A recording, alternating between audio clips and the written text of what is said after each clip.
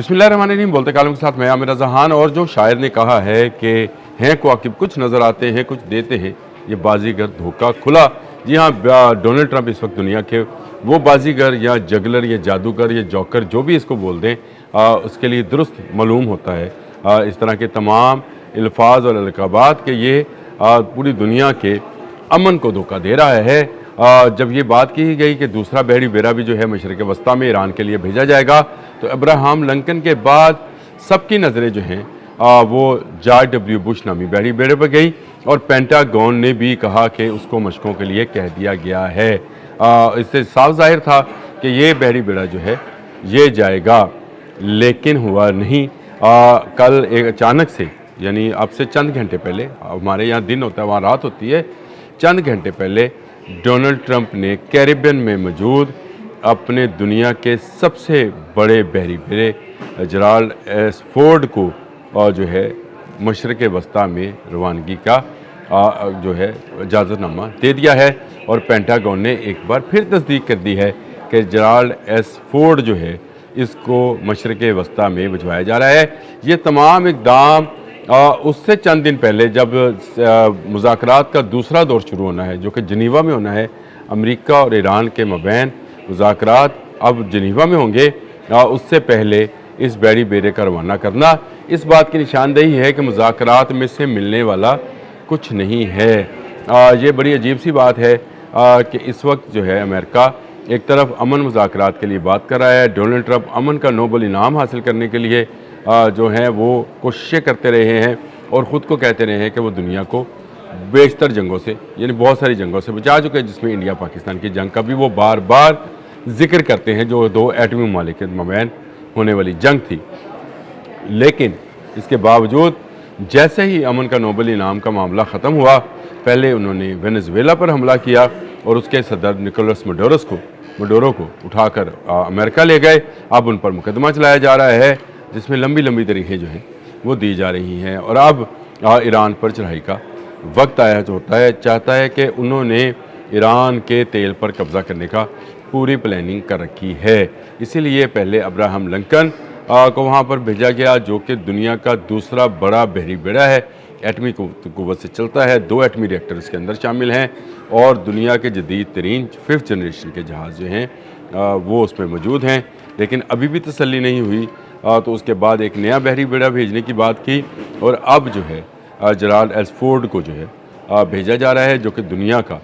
Abraham Lincoln से भी बड़ा जो है बहरी बेड़ा है और जाकर ये अपनी पोजीशन संभालेगा। 1 हफ़्ते का इसने जो है सफ़र करना है कैरिबियन, अमेरिका और कैरिबियन, जिसको हम वेस्ट इंडीज़ कहते हैं, उसके दरमियान के समंदर को कैरिबियन कहते हैं। इसलिए वेस्ट इंडीज़ की जब टीम आती है तो उसको भी हम कैरिबियन कहते हैं। उसके साखलों में मौजूद इस बहरी बेड़े को फौरी तौर पर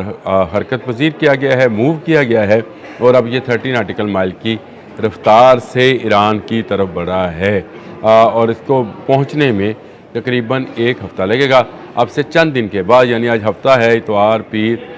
3 दिन के बाद जो है मंगल के रोज़ जनीवा में मुज़ाकरात होने हैं,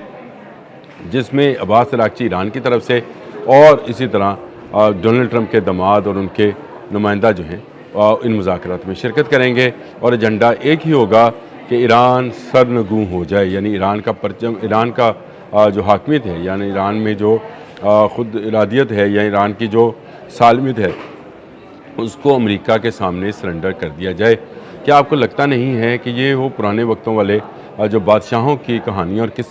कहानियाँ किस्से इस हकीकत पर मबनी है वैसे उनको, लेकिन कहानियाँ किस्से ही कहा जाएगा, अब वो हमारी तारीख़ का हिस्सा है। उसमें भी बादशाह यही किया करते थे कि फ़ौजें जो हैं किसी मुल्क के बाहर लाकर खड़ी करते थे और फिर मुज़ाकरात शुरू किया करते थे और मुज़ाकरात का एक ही मौजू होता था और वो ये था कि आप इन फ़ौजों के सामने सरेंडर कर दें। इस वक्त अमेरिका पूरी तरह से खसार में लिए हुए है ईरान को और ईरान को चारों तरफ से जो है घेरा जा रहा है। और अब ये जेराल्ड एस फोर्ड का भेजे जाना इस बात का बेयन सबूत है कि ईरान अमेरिका मुज़ाकरात कामयाब नहीं होंगे। वैसे मैंने इन मुज़ाकरात के शुरू होने से, इसका जो पहला सेशन अमान में हुआ था, उस वक्त ही आपको आगाह किया था कि अमेरिका इसमें सिर्फ टाइम गेन करना चाहता है, जो कि उसको मिडल ईस्ट में कोई फ़ौजी अड्डा नहीं मिला है, इसलिए وہ چاہتا ہے کہ اس کو کچھ وقت ملے تاکہ وہ اپنی پوزیشنز بنا لے، حصار قائم کر لے، اپنی فوجی اڈے جو ہیں اس کو سمندر میں منتقل کر لے۔ اس وقت بھی انٹرنیشنل پانیوں میں اس کے تمام انٹرسیپٹرز، اس کی میزائل بورڈز جو ہیں ابراہم لنکن کے ساتھ موجود ہیں، 10 جہاز ہیں، اور اب جرالڈ ایسفورڈ جو دنیا کا سب سے بڑا بحری بیڑا ہے اس کو موو کرایا جا رہا ہے۔ یہ جو تجزیہ کار ہیں، جو انٹرنیشنل میڈیا ہے، وہ یہ کہہ رہا ہے کہ ایران پر دباؤ ڈالنے کے لیے، ایران پر دباؤ ڈالنے کے لیے نہیں، ایران پر قبضہ کرنے کے لیے ہے۔ بات ذہن میں رکھیے گا، مذاکرات جو ہیں یہ صرف ایک ڈھونگ ہے، ایک وقت حاصل کرنے کا، یہاں ایک ایسی صورتحال میں جب وہ ایران کو پوری طرح سے جب تک قبضہ نہیں کر لیتے ہیں اس وقت تک وہ اسی طرح جو ہیں وہ حرکتیں کرتے رہیں گے، کبھی وہ مذاکرات کی ٹیبل پر جائیں گے، اور یہ قبضہ اس قبضے جیسا نہیں ہوگا جیسا ماضی میں فوجیں کیا کرتی تھیں، کہیں رومن، کہیں ہسپانوی، کہیں برٹش، کہیں جیپنیز، کہیں جرمنز۔ یہ ان فوجوں جیسا قبضہ یا نوبادیاتی نظام والا معاملہ نہیں ہوگا۔ یہ معاملہ ہوگا کہ اس کے اندر سے ہی ایک حکومت بنائی جائے گی ایران کے اندر سے، اور اس حکومت کے جو ہے حوالے سے پھر وہ نیا معاملہ جو ہے شروع کیا جائے گا۔ ڈونلڈ ٹرمپ نے مذاکرات سے پہلے ہی ایک ہنٹ دیا ہے، اب اس ہنٹ کو سمجھیں۔ وہ ہنٹ کیا ہے یہ آنے والے ولاگ میں بات کروں گا کہ یہ مذاکرات میں کیوں کہتا ہوں کامیاب نہیں ہوں گے، اور ڈونلڈ ٹرمپ جو جگلنگ اور جو جوکر پنا کر رہے ہیں وہ کس لیے کر رہے ہیں، یہ ساری چیزیں میں آنے والے اپنے ولاگ میں بتاؤں گا۔ یہ بھی بتاؤں گا کہ جرالڈ ایسفورڈ کے اندر وہ کون سی چیزیں ہیں جو دنیا کے کسی اور بحری بیڑے میں نہیں ہیں، اور یہ کیوں ناقابل شکست ہے۔ اور یہ بھی بتانا میں ضروری سمجھتا ہوں کہ جو بش تھا،